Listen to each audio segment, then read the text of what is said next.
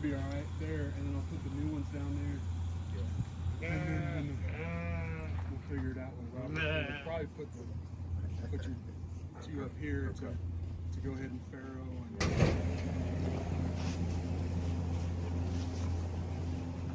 All right, so between the four levels, between the four things, we've got about 240 chicks. That's what came in the mail. Wednesday will be 3 weeks. So these guys were born hatched 3 weeks ago yesterday. They're from a farm in Texas. The hatchery's in Texas called So Big Farm. The only thing that they hatch are Cornish cross. The Ross line of Cornish cross meat birds. These are the same ones that are in the chicken houses. The difference is they're not in the chicken house for us. Right? So there's chips. Keep them in the brooder. They stay in here for 3 weeks. A week too soon. They came in a week early. We normally move these guys out onto pasture, and then a week later we'll get the new batch in. But we moved them out at the same time the new ones were coming, because they'll spend 3 weeks in here, 4 weeks on pasture, and then they get processed. So at 7 weeks old, we have to get empty, just so that they can grow, right? And they can put on that size. And then once they're out on pasture, they get not only the feed, but then they get all the grass and all the bugs that are out there. Chickens are not vegetarians, y'all. No matter how much people want to market it, or companies want to market vegetarian fed, that means they're getting things like soybean protein. They're marketing things. They eat bugs. They eat mice. They eat snakes. I don't know how many of y'all got. I've watched my chickens eat mice whole. Right? Grab a hold of them behind the back of the head, the neck there, and smack them on the ground 3 or 4 times to kill them, and then just one gulp, it's gone. They're crazy. And if it's something in the open, sorry, Chris. So obviously this is something that we had another former student built this, the lean-tos for us, just to give us some shade. The first couple times that we processed birds, we didn't have any shade. It was just hot, right? It was just hot, and it was out kind of in the open. So the birds, first thing is they come here, where you see this like trough that's mounted. It's just a piece of roof tin made into kind of a U shape right there. On the back side of that is where we hang our killing cones, which are stainless steel cones, kind of like a traffic cone.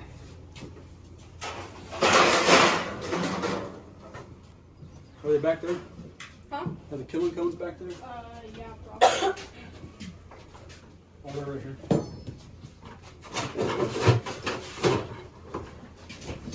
So it's that right there.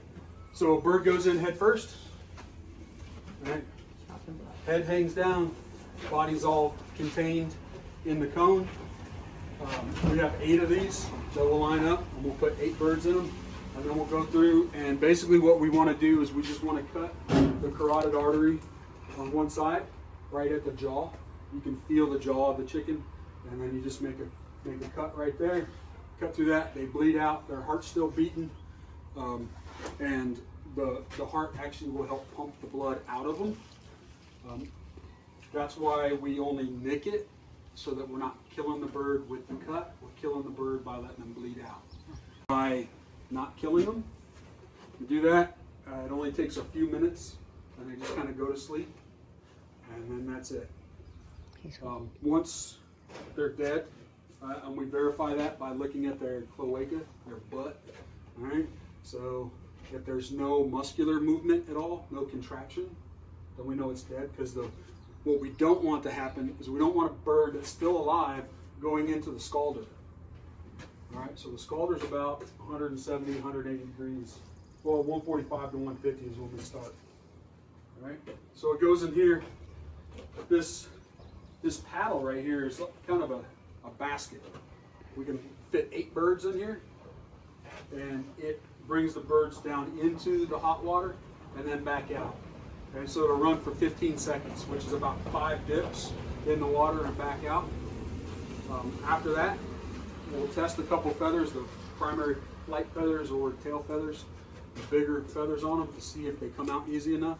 And if they do, then the birds immediately come over to the plucker. So you go into the plucker, the bottom of the plucker spins. All of these dots are rubber fingers that are on the inside. And then the bottom of it has also got the fingers. And so the bottom spins and it tosses those birds around. It rolls them around in there. And when they rub up against those rubber fingers, the fingers grab a hold of the feathers and just pull the feathers out. And run for 20 seconds or so. 20, 30 seconds, something like that. 30, 45. Yeah, so the feathers stop coming off. Yeah, and then you'll be left with a few feathers on, maybe on the tail, maybe on the wings, a couple around the head, and then that's it. They're done. May have to do a couple of hand plucks of some of those feathers, and then they go onto the table. And on the table is where they lose their head. The kind of like their grocery bag, or they collect all the food and they just store it there until they're ready.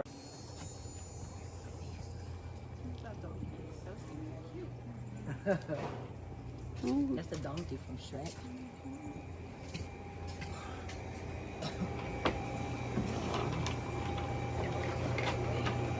I wanted to buy some chicken. Yeah, absolutely. We have beef, chicken, and a little bit of like pork cuts.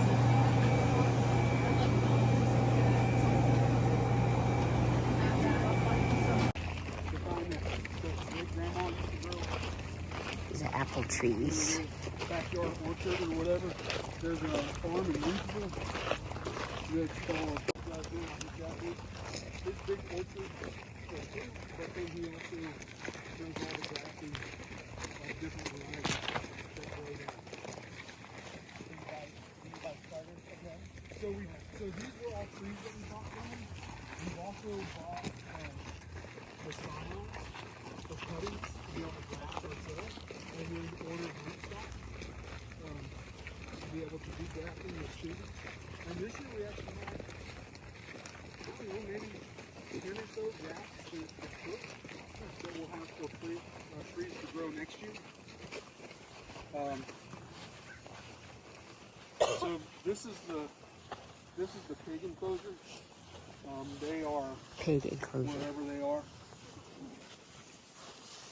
Piggies. Out there now. Oh, it's all in the woods. Yeah. So it's they get the wood. So the white line at the bottom is electric. Everything Oh, else is just a they eat physical raw barrier. eggs? Yeah. So, but they get trained on that electric pretty early. So we could, in reality, we could leave a gate completely open as long as the electric is running across the bottom. They're not going anywhere. It becomes a psychological barrier to them. Those first couple times when they hit it. So after they get the shells removed and they get roasted and then they kind of get ground to a certain Feeder, traditional feeder Meal? with peanuts. they go on a conveyor that goes through a metal detector. So the metal detector's here.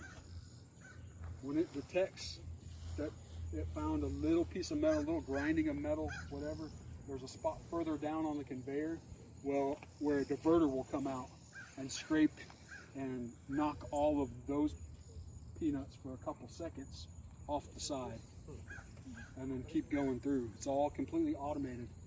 And so she can have all her youngins, and it kind of protects. There's places for the babies to go that mama can't roll over onto, so babies aren't getting squished and killed.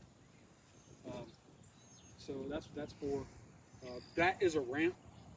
We'll back the trailer in up to the ramp, and we'll back it in a couple days early from when we want to load it, and then we'll feed them in the trailer, so they take rid of all the other food other than grass and roots and stuff like that.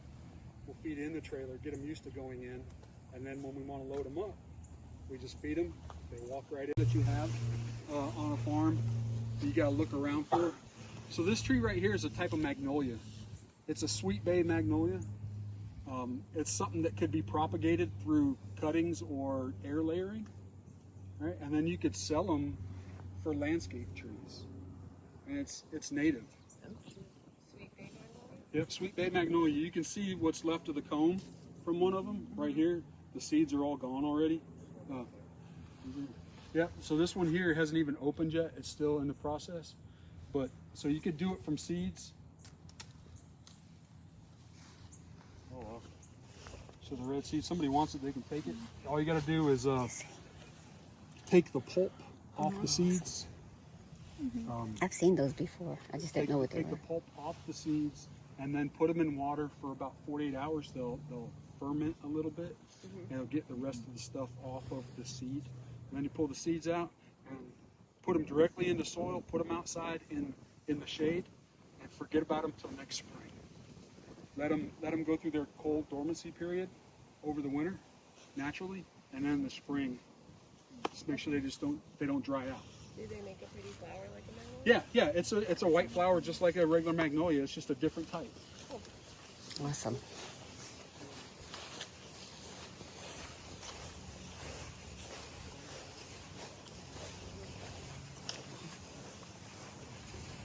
it kind of a naturally like a wetland? Yeah, it's kind of a drainage. Okay. So and these trees were left. So it just kind of naturally drains down. But we said, hey, let's put the pigs in here. And the pigs don't mess with the trees? No, they'll eat some of the smaller ones, and they'll root up stuff. But no, and honestly, we want to get rid of the pines and just kind of leave what hardwoods are there. I hate the garden. Like I said, they're permanent beds, so we only add some compost to them. We're not tilling them. We'll do what's called tilthing, which is just real shallow, maybe an inch or two after we spread compost on the bed that will incorporate it into the bed. So this was our squash and zucchini bed this year, and what we did is to kind of help with integrated pest management against squash vine borers and squash bugs. We put a perimeter all the way around with blue Hubbard squash. So blue Hubbard squash is more of a winter squash. You can see them down there. They're big, kind of ugly. You can eat them. People eat them. Like I said, it's a winter squash, so it can store really well. But what we used it for is it is much more attractive to the pests than our cash crop varieties.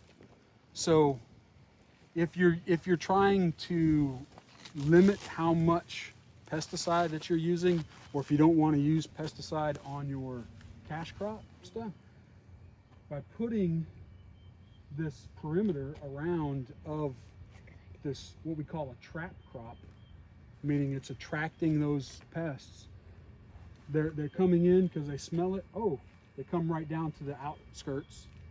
You can spray that because you're not harvesting that to sell, right? You're not spraying the crop.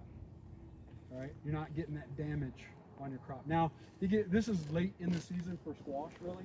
So we haven't really done much with our plants, but they're still producing some. We've also got a row of watermelons and more pumpkins. These are pumpkins. Yeah. These are the watermelons down there. Yeah, watermelons, cantaloupe down there. So these beds are 30 inches wide, and we put 30 inches between them. So normal practice is to put about 18 inches between your rows. But we're all broken on VA disability, so bending over or kneeling, squatting is not the easiest thing.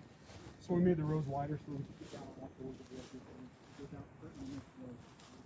So if you do it for production, 16 inches, you can fit more rows with 18 inches. 4 sections, 8 rows, 50 feet long for uniformity, because when we pull up the 50 feet long. Over the whole thing to kind of solarize the area, black side up, it cooks the plants. What we'll do is we'll go and freshen everything up, and then let it regrow. Let the seeds, the weed seeds, start to germinate, and then we'll cover it. Keep the microbes busy, and cover crop it with, even if it's rye, something you can terminate when you're ready to plant into it. Do you do herbs? We have had herbs in the past. Oh, okay. Okay. Yeah, we've got other beds for that. So, but we've got, there's some cucumbers over there. Okra is getting covered in grass. More pumpkins getting covered in grass. Tomatoes are about done. They're just, that heat really killed them, even though everything is irrigated. It's made out of recycled plastic bottles. It's basically plastic felt. So there's a company in Fayetteville that makes this stuff, and they have contracts with DOT, and they use it underneath guardrails. Yeah. I mean that is the pod. No, you know how it dries. Yep. So, like, We'll let it go. Plant right here. This is a volunteer. We didn't plant this one here. So matter of fact, we didn't even have tomatoes here last year. Tomatoes were over there. So this. In my front garden too. So this variety is called Matt's Wild Cherry. You can eat them. Right? It's from Mexico, from the Hidalgo area of Mexico.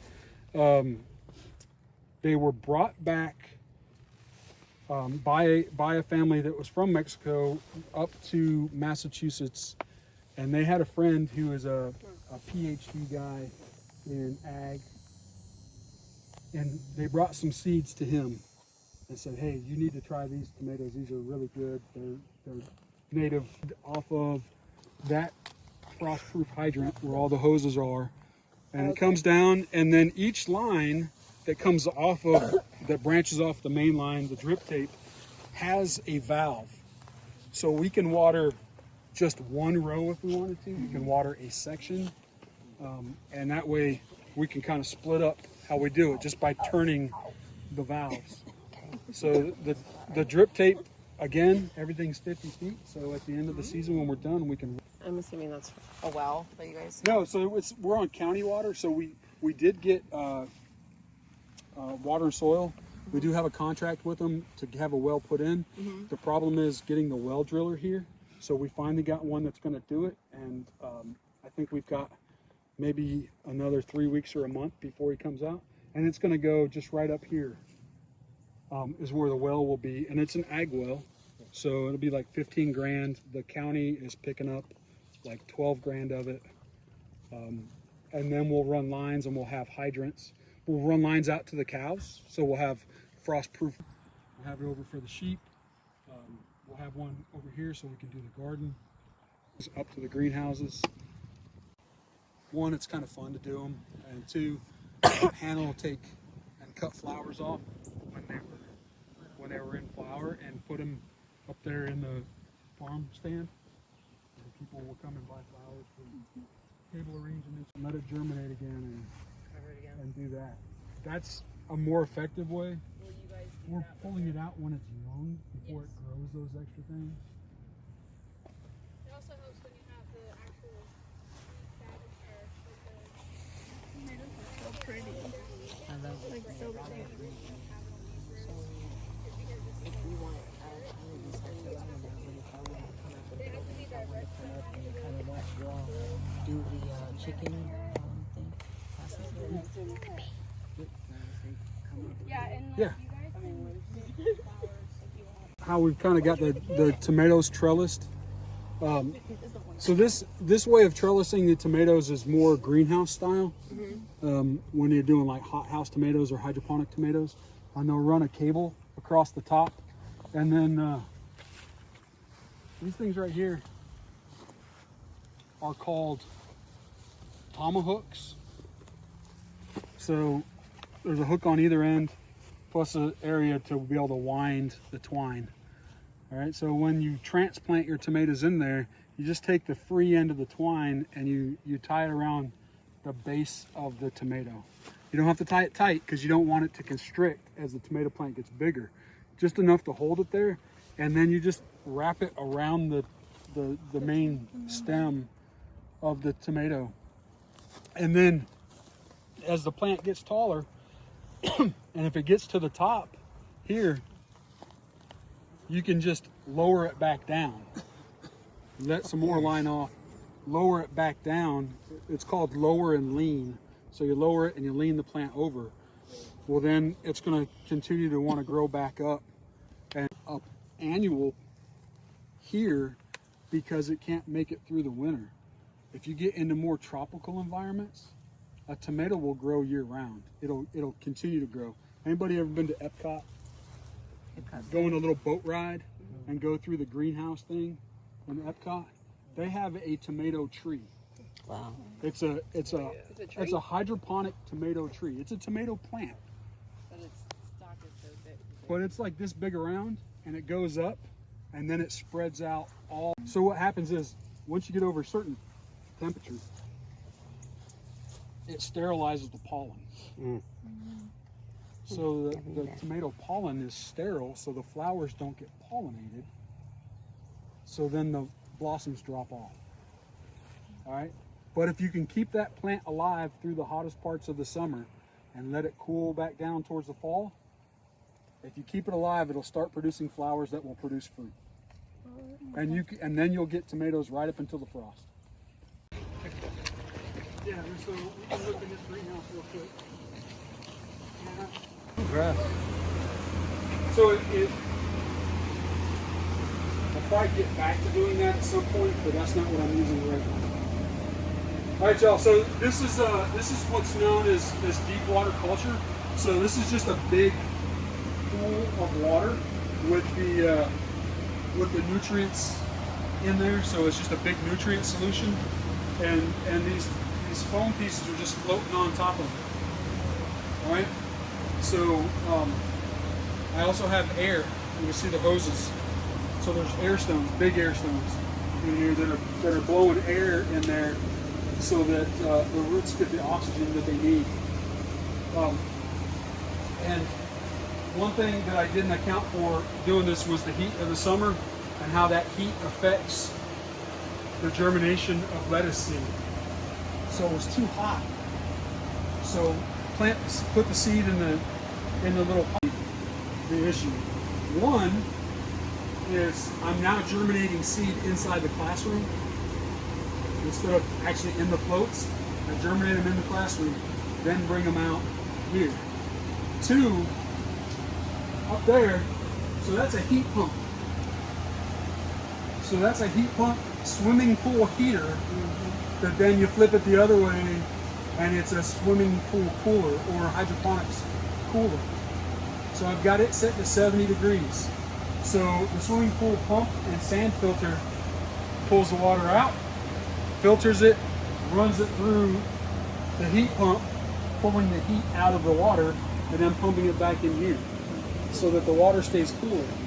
Plus, at that end, because of this little bit of slant, the pool is actually down in the water, so it's taking advantage of that, the insulating properties of the soil. All right? So between those two things, I should be all right with going further along of advancing it. And so what I will be doing is I'll be germinating 10 floats worth of lettuce seed every week. So I do 10 floats, that's 360 heads of lettuce, basically. And there's 60 floats in here. So by doing 10 floats, it takes about 6 weeks. So I can start it germinating there. As soon as I see roots coming out of the bottom of the pod, then there, I'll move them out. Are they in the floaty thing in there, or are they just the pots? No, they're sitting in the float or the pod. This pod is just sitting in a hole, touching the water, Okay. so it can pull the nutrients up through, and the roots will grow down into.